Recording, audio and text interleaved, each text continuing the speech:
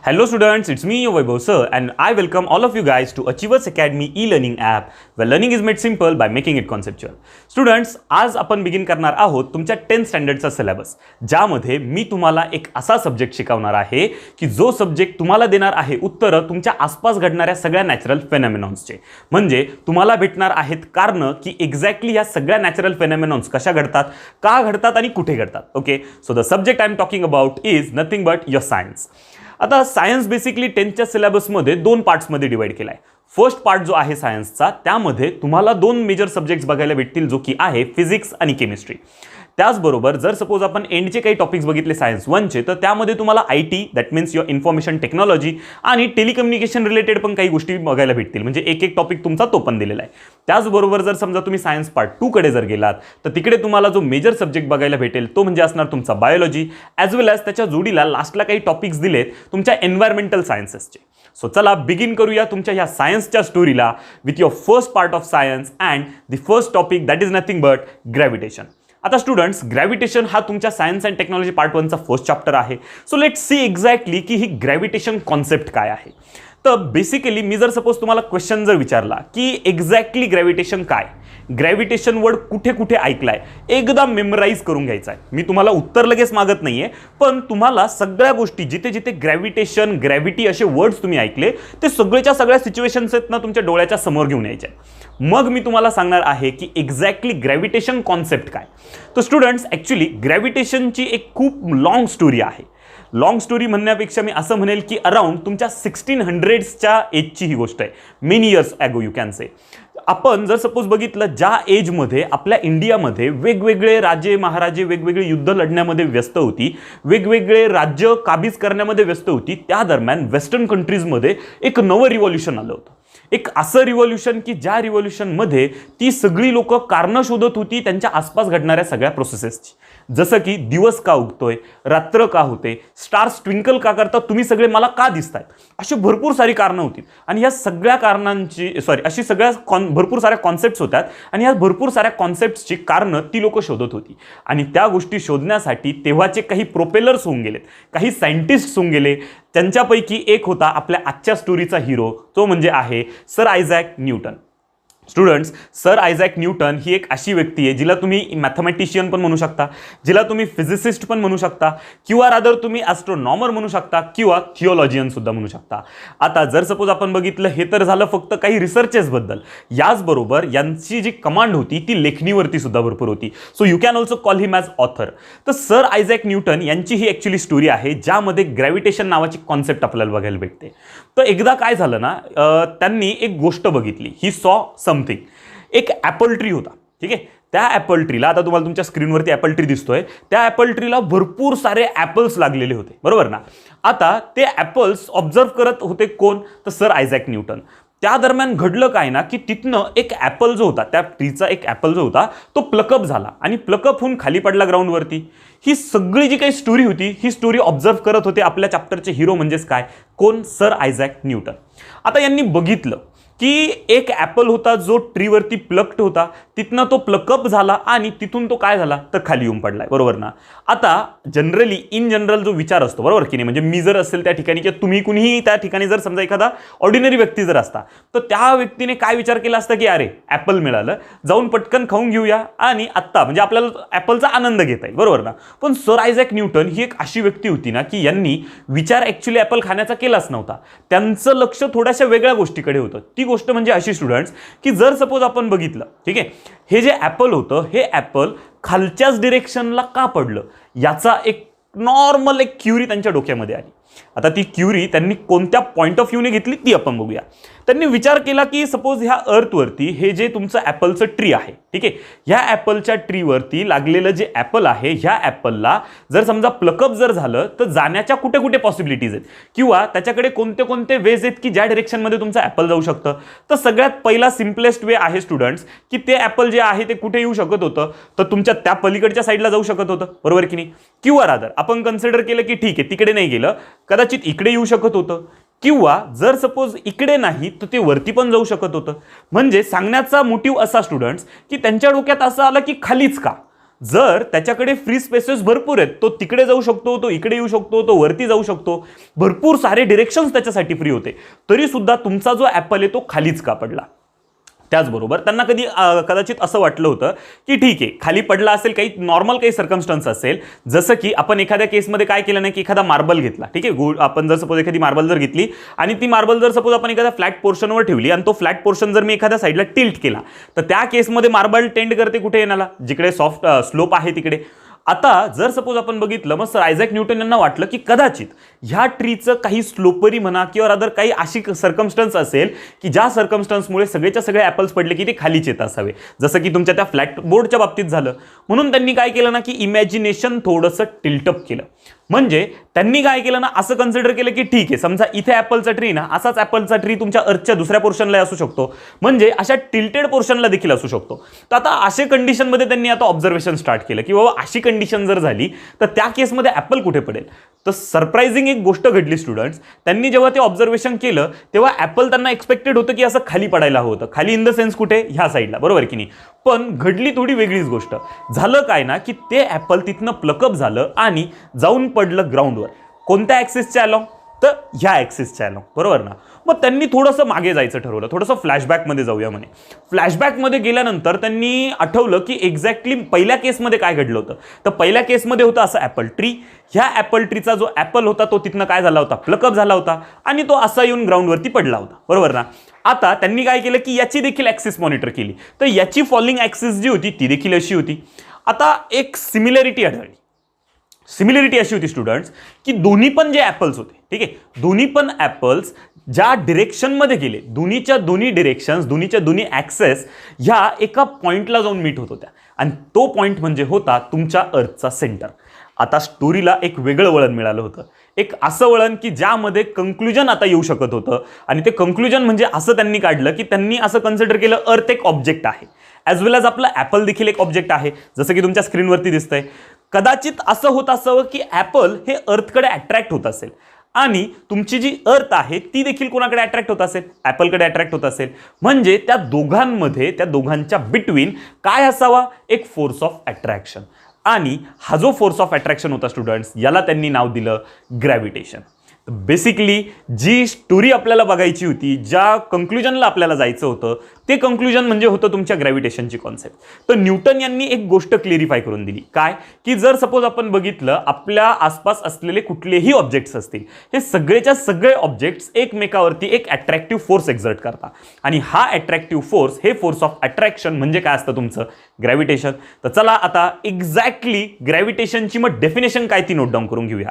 तर लक्षात ठेवा स्टुडंट्स, काय लक्षात ठेवायची फर्स्ट थिंग की तो काय तुमच्या दोन ऑब्जेक्ट्सच्या मधला force of attraction. So as simple as that मी तिकडे मेन्शन केलंय, काय the force of attraction between any two objects is called as what, your gravitation.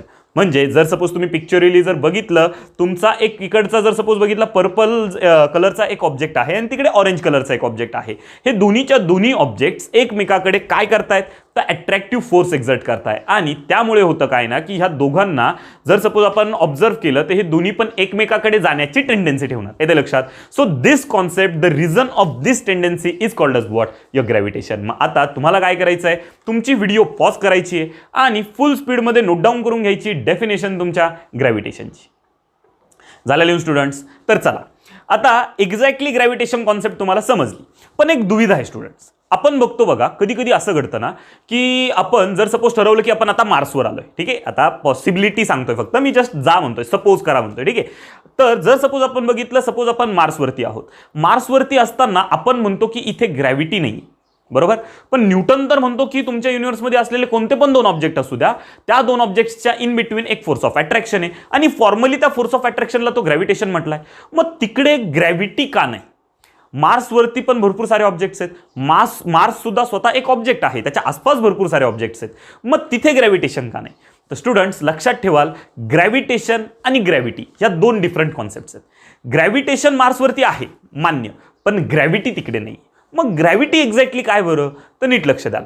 जर सपोज आपण बघितलं, मी तुमचा परत एकदा तो न्यूटनचा जो प्रिन्सिपल होता ग्रॅव्हिटेशनची, त्याची जी डेफिनेशन होती तीच एकदा परत सांगणार आहे तुम्हाला, फक्त तिच्यात एक स्लाइट चेंज करणार आहे. चेंज काय बघाल, a force of attraction between earth and any object is called as what, gravity. म्हणजे लास्ट डेफिनेशनचे दोन मेन फॅक्टर्स होते, दोन मेन ऑब्जेक्ट्स. ओके, आत्ताच्या केसमध्ये किंवा ग्रॅव्हिटीच्या डेफिनेशनच्या केसमध्ये तुमचे जे दोन मेजर फॅक्टर्स आहेत ते कोण आहेत, तर एक फिक्स अर्थ आहे आणि दुसरा काय, एनी ऑब्जेक्ट.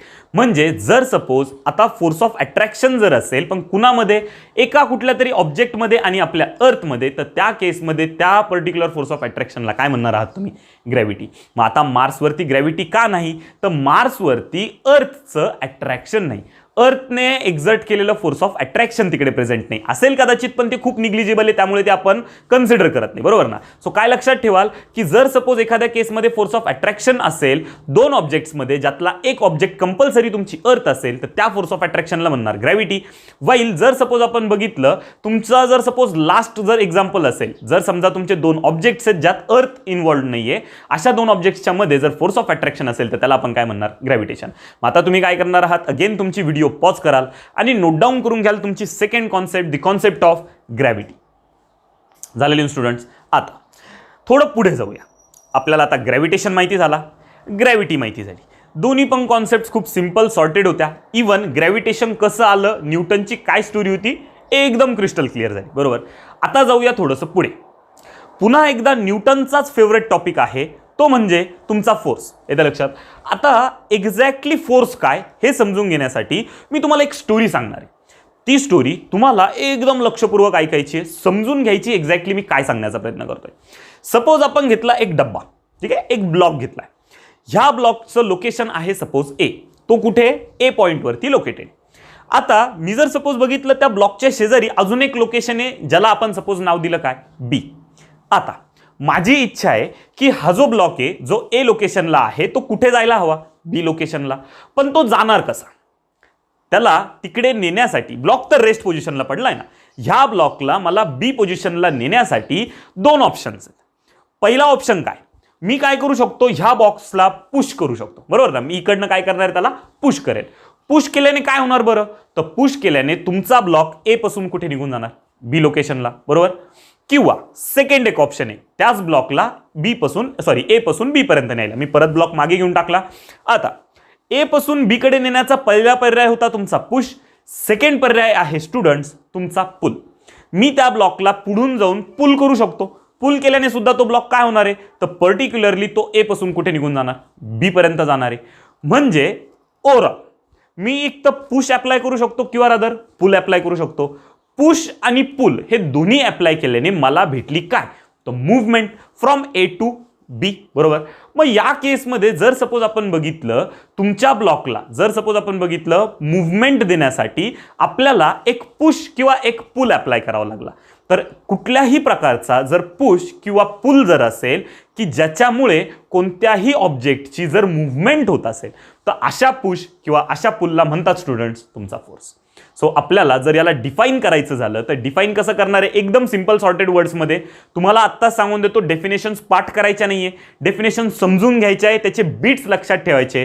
पण पाठांतर जर करायला गेले तर सायन्स अँड टेक्नॉलॉजी पार्ट 1 आणि 2च्या एंडला, म्हणजे शेवटच्या चॅप्टर्सपर्यंत पोहोचेपर्यंत इतका जास्त प्रेशर होऊन जाईल ना ब्रेनवरती की काहीच लक्षात राहणार नाही. सो देअरफॉर काय करायचं, फक्त कॉन्सेप्ट लक्षात ठेवायची, बीट्स डोक्यात ठेवायचे. डेफिनेशन तुम्ही बनवली तरी चालेल, फक्त कॉन्सेप्ट बदलू द्यायची नाही. येते लक्षात. सो मग डेफिनेशन काय लिहितो बघा, any push or pull required for what, movement of object in rest. म्हणजे रेस्ट पोझिशनला असलेला एखादा ऑब्जेक्ट जर असेल तर त्याच्या मूव्हमेंटसाठी आपण अप्लाय केलेला पुश किंवा पुल याला काय म्हणणार आहात तुम्ही, is called as your force. येते लक्षात. सो कॉन्सेप्ट डोक्यात जाते. एक्झॅक्टली फोर्स काय, तर any push or any pull required for movement of object in rest is called as what, your force. Clear आहे, एकदम सिंपल कॉन्सेप्ट आहे. आता जर तुम्ही जर फोर्सेसचे टाइप्सचा जर विचार केला तर भरपूर सारे टाइप्स आहेत. मॅग्नेटिक फोर्स आहे, तुमचा इलेक्ट्रोस्टॅटिक फोर्स आहे, त्यानंतर जर सपोज आपण बघितला ग्रॅव्हिटेशनल फोर्स आहे किंवा जर इलेक्ट्रोमॅग्नेटिक फोर्स आहे, भरपूर सारे फोर्सेसचे टाइप्स आहेत. या सगळ्या फोर्सेसच्या टाइप्समध्ये यांचे सगळ्यांचे जर तुम्ही कधी नेचर जर बघितले तर बेसिक दोनच नेचर सापडणार, आणि ते म्हणजे काय राहणार, तुमचे पुश आणि तुमच्या पुल टाइप. येतं लक्षात. सो तुम्हाला काय करायचं आहे, पुन्हा एकदा तुमची व्हिडिओ पॉज करायची आहे आणि नोट डाऊन करून घ्यायची तुमची ही डेफिनेशन. झालेली स्टुडंट्स. आता आपण काय करूया ना, तुमचा हा जो फोर्स आहे, ठीक आहे, हा फोर्स आपण ओव्हरऑल डिफाईन केला. ओव्हरऑल म्हणजे काय की एखाद्या केसमध्ये आपल्याला जर विचारलं की काय रे कुठे चाललाय तर आपण म्हणतो बाहेर चाललोय, बरोबर ना. एक्झॅक्ट स्पेसिफिक सांगितलं का नाही. त्यामुळे ज्या व्यक्तीला बाहेर चाललोय सांगितलंय त्याला प्रेडिक्ट करता येणार नाही की हा किती वेळात रिटर्न येणार आहे, बरोबर ना. पण जर समजा ते प्रेडिक्ट करायचं असेल, ते कॅल्क्युलेट करायचं की किती वेळात हा रिटर्न येईल, तर त्याच्यासाठी आपल्याला स्पेसिफिकली सांगावं लागेल की आपण कुठे चाललो, बरोबर की नाही. तर सेम थिंग फोर्सची मी अशी डेफिनेशन सांगितलंय ना की ज्याच्यावरनं आपण फक्त काय करू शकतो की हां ठीक आहे फोर्स काय हे माहिती ठेवू शकतो. पण मला जर हा फोर्स मोजायचा असेल तर याची टेक्निकल डेफिनेशन लागणार. आता ही जी टेक्निकल डेफिनेशन आहे ना स्टुडंट्स, ही अगेन आपल्याला सर आयझॅक न्यूटन यांनीच दिली त्यांच्या सेकंड लॉ ऑफ मोशनमध्ये. सो एक्झॅक्टली फोर्सची दुसरी डेफिनेशन काय ती बघूया. तर लक्षात ठेवा स्टुडंट्स, तुमच्या फोर्सची सेकंड डेफिनेशन म्हणजे the product of mass and acceleration. येते लक्षात. म्हणजे जर सपोज आपण बघितलं तुमच्या मासचं आणि ॲक्सेलरेशनचं जर आपण प्रोडक्ट घेतलं तर त्याच्यापासून देखील आपल्याला काय भेटतो तुमचा फोर्स. आता तुमच्या मनात प्रश्न आला असेल सर हे कसं एक्झॅक्टली तुम्ही प्रूव्ह करणार आहात. तर याला जर सपोज आपल्याला प्रूव्ह करून घ्यायचे असतील तर दोन पर्याय. एक म्हणजे डायरेक्ट न्यूटनचा सेकंड लॉ स्टडी करा, त्याच्या डेरिव्हेशनमध्ये तुम्हाला ही डेफिनेशन भेटून जाईल. किंवा सेकंड पर्याय असा स्टुडंट्स तुमच्या डे टू डे लाईफचा देतो एकदम. तुम्ही सगळे बाईक चालवत असाल, स्कूटी तरी ॲटलिस्ट चालवत असाल, 10th स्टँडर्डला आहात तुम्ही, बरोबर ना. सो स्कूटीच्या राईट हँड साईड ग्रिप जी असते ती ग्रिप आपण ट्विस्ट करू शकतो बघा, बरोबर ना. जर मी ती ग्रिप जर ट्विस्ट केली तर ट्विस्ट केल्याने होतं काय, तर तुमची जी बाईक आहे ती रेस्ट पोझिशनला होती आधी, तुम्ही ॲज सून ॲज ट्विस्ट केलं झालं काय, तर पर्टिक्युलरली तुमची बाईक मुव्हिंग झाली, तुमच्या बाईकला काहीतरी वेलॉसिटी आली, तुमची बाईक मूव्ह व्हायला लागली, बरोबर, मोशनमध्ये आली आपण म्हणूया.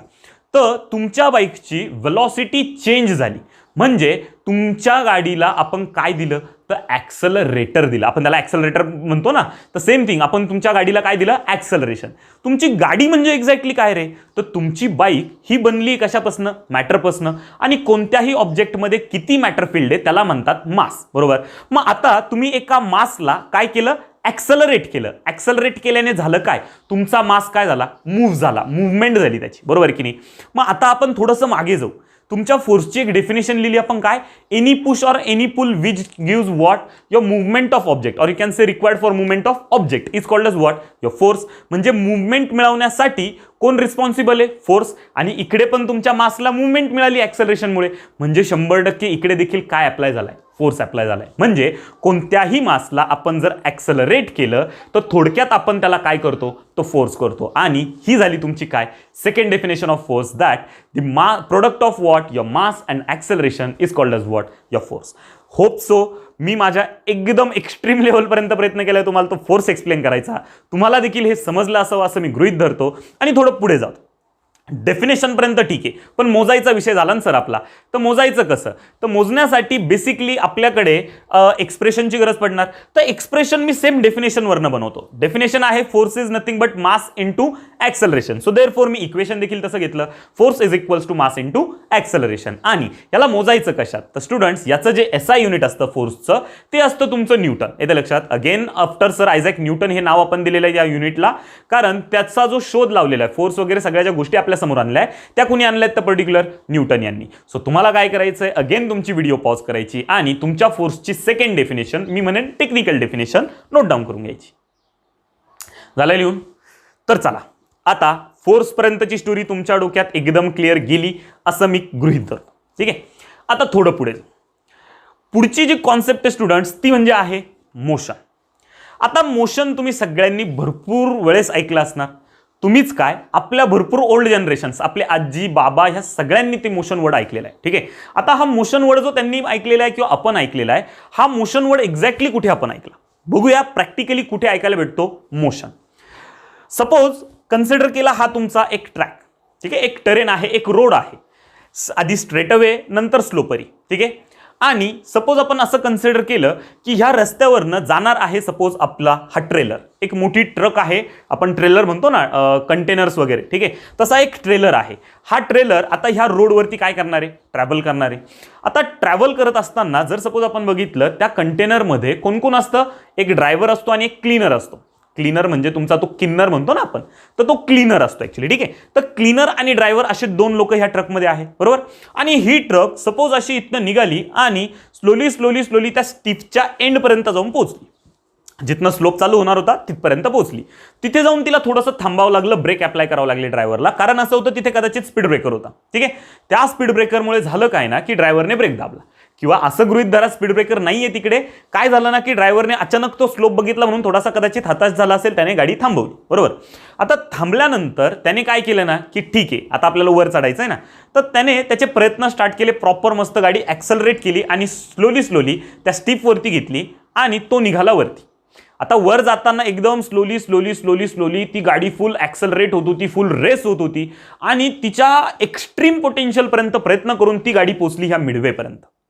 आता मिडवेपर्यंत पोचल्यानंतर सीन असा झाला ना स्टुडंट्स की तुमच्या गाडीमधलं जेवढं पोटेन्शियल होतं तेवढं वापरून गाडी तिथपर्यंत पोचली होती, तिथून पुढे काही गाडीला आता जाता येईना, ठीक आहे. त्यामुळे तो जो पूर्ण एक्सपेरिमेंट होता तो तिथे स्टॉप झाला आणि गाडी परत काय करावी लागली, खाली उतरवावी लागली.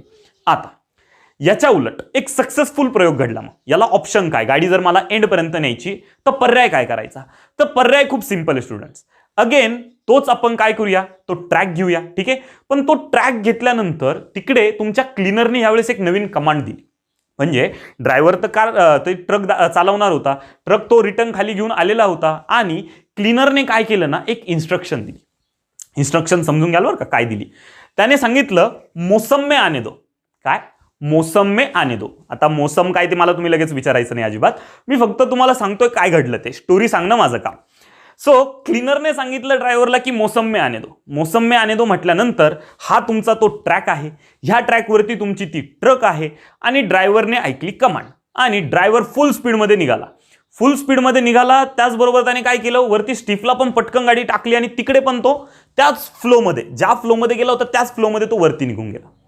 आता क्लीनरने दिलेल्या आयडियाने नेमकं असं काय घडलं रे, मोसम में आने दो म्हणजे नेमकं काय होतं एक्झॅक्टली, तर ॲक्च्युली तुमचा जो मोसम होता ना स्टुडंट्स, तो मोसम म्हणजे होता तुमची मोशन. मोसम इज ॲक्च्युली अ मोशन, येतं लक्षात. म्हणजे ते व्हर्नॅक्युलर लँग्वेजमध्ये त्या मोशनला मोसम म्हणतात, ठीक आहे. ॲक्च्युअलमध्ये त्यांना म्हणायचं होतं की मोशनमध्ये येऊ दे.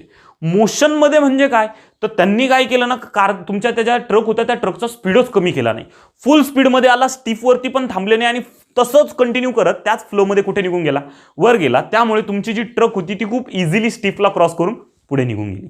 म्हणजे ती ट्रक जेव्हा मोशनमध्ये नव्हती त्यावेळी स्टीफ चढू शकली नाही आणि जेव्हा मोशनमध्ये होती तेव्हा स्टीफ चढू शकली. मग मोशन एक्झॅक्टली काय, तर स्टुडंट्स ह्या पूर्ण स्टोरीमध्ये तुमची मोशन म्हणजे काय होती, तर इनिशियल केसमध्ये तुमची ट्रक येऊन एका स्टीफच्या आधी थांबली, रेस्ट पोझिशनला गेली, म्हणजे मूव्ह होत होती का, नाही. पण सेकंड केसमध्ये क्लीनरने जेव्हा सांगितलं की मोसम में आने दो, त्या केसमध्ये तो जो ड्रायव्हर होता त्याने ती ट्रक मोशनमध्ये आणली म्हणजे तिची कंटिन्युअस मुवमेंट ठेवली आणि त्या कंटिन्युअस मुवमेंटमुळे ट्रक वरती निघून गेली. सो ती जी कंटिन्युअस मुवमेंट होती त्या कंटिन्युअस मुवमेंटला ॲक्च्युली आपण काय म्हणतो, मोशन. म्हणजे जर समजा कोणतीही गोष्ट जर मुव्हमेंट करत असेल तर त्या मुव्हमेंट अंडरगो करणाऱ्या सिच्युएशनला म्हणतात की तुमची ती गोष्ट कशात आहे, मोशनमध्ये. सो डिफाईन करायचं झालं तर कसं डिफाईन करणार, anything which is moving is called as in what, your motion. येतं लक्षात. जसं की एक्झाम्पल द्यायचं झालं तर तुमचा जो काही टेनिस प्लेअर आहे तो टेनिसच्या रॅकेटने जोरात काय करतोय, तुमच्या टेनिसच्या बॅटने जोरात बॉलला काय करतोय, तर ड्राईव्ह करतोय, पुढे काय करतोय, कंटिन्युअसली प्लेड करतोय, तर तो काय करतोय, स्वतःची मुव्हमेंट करतोय, म्हणजे तो कशात आहे, मोशनमध्ये. किंवा शेजारी जर तुम्ही बघितलं ना, एक रनर आहे, तो पळतोय, कंटिन्युअसली पळतोय, म्हणजे मूव्ह होतोय, मुव्हमेंट करतोय, म्हणजे तो कशात आहे, मोशनमध्ये. सो मोशन एक्झॅक्टली काय कॉन्सेप्ट आहे ती डोक्यात गेली तुमच्या, काय लक्षात ठेवणार आहात, anything which is moving is called as in what, your motion. Clear आहे. सो तुम्ही काय करणार आहात, अगेन तुमची व्हिडिओ पॉज कराल आणि डेफिनेशन नोट डाऊन करून घेणार तुमच्या मोशनची. झालेले स्टुडंट्स. आता हा होता आपला एक असा टॉपिक की ज्याच्या बेसिसवरती आता आपल्याला पुढचा टॉपिक बघायचा आहे. पुढचा टॉपिक जो बघणार आहोत स्टुडंट्स तो म्हणजे आहे सर्क्युलर मोशन. आता सर्क्युलर मोशन एक्झॅक्टली काय, परत एकदा मी तुम्हाला प्रत्येक टॉपिकला एक एक स्टोरी सांगणार आहे. स्टोरीज पक्क्या लक्षात राहतात 101%. टॉपिक 101% त्या स्टोरीमुळे तुमच्या डोक्यात जाईल आणि तो तुम्हाला पेपरला देखील लिहिता येईल. So let see what exactly is your circular motion. आता सपोज मी घेतली एक रिंग इन द सेन्स मी घेतला एक रोड, एक सर्क्युलर ट्रॅक, ठीक आहे. त्या सर्क्युलर ट्रॅकवरती हा घेतला आपला ऑब्जेक्ट स्माइली. तो स्माइली असं कन्सिडर करा तो कोण आहे, एक ऑब्जेक्ट आहे. आता मी ह्या स्माइलीला ऑब्झर्व करत होतो, हा स्माइली काय करतोय, तो स्माइली काय करत होता ना स्टुडंट्स, स्माइली ह्या पर्टिक्युलर ट्रॅकच्या सेंटरच्या अवतीभोवती त्या सर्कलवरती एक मोशन परफॉर्म करत होता. मोशन इन द सेन्स काय, तो मुव्हमेंट करत होता ना, म्हणजे तो काय परफॉर्म करत होता, मोशन परफॉर्म करत होता. पण त्याने परफॉर्म केलेली जी मोशन होती स्टुडंट्स, ती कुठे परफॉर्म केली त्याने, तर त्याने काय केलं ना, की हा जो काही सर्कल आहे, हा जो सर्क्युलर ट्रॅक आहे, याचा जो सर्कम्फेरन्स आहे, सर्कम्फेरन्स म्हणजे त्याची जी बाउंड्री आहे, ठीक आहे, त्या सर्कम्फेरन्स वरती त्यांनी काय परफॉर्म केली, तर मोशन परफॉर्म केली. तर जर समजा एखादा ऑब्जेक्ट जर सर्कलच्या सर्कम्फेरन्सवरती जर मोशन परफॉर्म करत असेल किंवा सर्कलच्या सर्कम्फेरन्सच्या अलॉंग मोशन परफॉर्म करत असेल, तर अशा पर्टिक्युलर मोशनला म्हणतात स्टुडंट्स तुमची सर्क्युलर मोशन. येते लक्षात. सो देन जर सपोज आता आपल्याला सर्क्युलर मोशन जर डिफाईन करायची झाली, तर सर्क्युलर मोशन इंग्लिशमध्ये किंवा जर आपल्याला जर जसं लिहायचं आहे पेपरला त्या लँग्वेजमध्ये जर एक्सप्लेन करायची झाली, तर कसं एक्सप्लेन करणार, खूप सिंपल आणि सॉर्टेड. डिफिनेशन पार्ट वगैरे करायची नाही, रट्टाफिकेशन आपल्याला करायचं नाहीये. आपण फक्त काय करणार आहे, जी कॉन्सेप्ट आपण पाहिली ती फक्त इकडे मांडणार, बरोबर ना. सो काय बघितलं आपण, की एक ऑब्जेक्ट मोशन परफॉर्म करत होता कशाच्या अलॉंग, सर्कलच्या सर्कम्फरन्सच्या अलॉंग, आणि अशा टाईपच्या मोशनला काय म्हणायचं ठरलं, सर्क्युलर मोशन. सो देअरफॉर आपण काय लिहिलं, the motion of an object along the circumference of circle is called as what, a circular motion. येते लक्षात. सो कॉन्सेप्ट डोक्यात जातीये, खूप सिंपल आहे. Again circular motion. एक्झाम्पलच द्यायचं झालं तर तुमचे प्लॅनेट्स जे आहे ते पर्टिक्युलरली तुमच्या सनच्या अराउंड रिव्हॉल्व करताय. त्यानंतर जर सपोज आपण बघितलं तुमचा मून जर कन्सिडर केला, तर मून कुणाच्या अवतीभोवती रिव्हॉल्व करतोय, तुमच्या अर्थच्या अवतीभोवती. तर या सगळ्या ज्या मोशन्स आहेत, या सगळ्याच्या सगळ्या काय झाल्या, तुमच्या सर्क्युलर मोशन्स. येते लक्षात. सो आजचं जे सेशन होतं, आजच्या सेशनमध्ये मी काय केलं ना, सगळ्याच्या सगळ्या बेसिक थिंग्स तुम्हाला आज सांगितल्यात. जसं की पहिल्यापासून जर समरी बघायला जर आपण गेलो, तर पहिले आपण बघितलं ग्रॅव्हिटेशन, सेकंड आपण बघितली ग्रॅव्हिटी, थर्ड आपण बघितलं पर्टिक्युलरली तुमचे, ठीक आहे, जसं की ग्रॅव्हिटेशन आणि ग्रॅव्हिटी आपण बघितली होती, त्याच्याच रिलेटेड जो फेवरेट टॉपिक होता न्यूटनचा अनादर, तो म्हणजे तुमचा फोर्स. फोर्स नंतर आपण शिकलो मोशन, आणि मोशनवरती बेस्ट एक तिचा टाईप म्हणजे काय शिकलो, तुमची सर्क्युलर मोशन. आता तुम्हाला काय करायचं ना स्टुडंट्स, तुम्ही तुमच्या सगळ्या नोट्स काढून घेतल्याचे, बरोबर ना. तुम्हाला हे लेक्चर एंड झाल्यानंतर काय करायचंय, एकदा तुम्ही काढलेल्या नोट्सवरती नजर फिरवायची, चेक करून घ्यायचं काही तिकडे डाऊट आहे का. जर सपोज इन केस डाऊट असेल तर अगेन व्हिडिओ रिपीट करायची, पूर्ण छान परत एकदा व्यवस्थित बघायची आणि समजून घ्यायची. आणि इन केस तरी पण तुम्हाला समजलं नाही, तर तुम्हाला काय करायचंय, कॉन्टॅक्ट करायचंय तुमच्या स्क्रीनवर दिसणाऱ्या कॉन्टॅक्ट नंबर्सवरती. येते लक्षात. आणि तुमचे जे काही डाऊट्स असतील ते डाऊट्स सगळेच्या सगळे ह्या कॉन्टॅक्ट नंबर्सवरती क्लिअर केले जातील. तुम्ही ह्या नंबरवरती कॉल करू शकता किंवा आपल्या ॲपमध्ये चॅट बॉक्समध्ये देखील तुमचे डाऊट्स तिकडे पोस्ट करू शकता. So this was done with today's session. भेटूया पुढच्या सेशनमध्ये. Till then happy learning.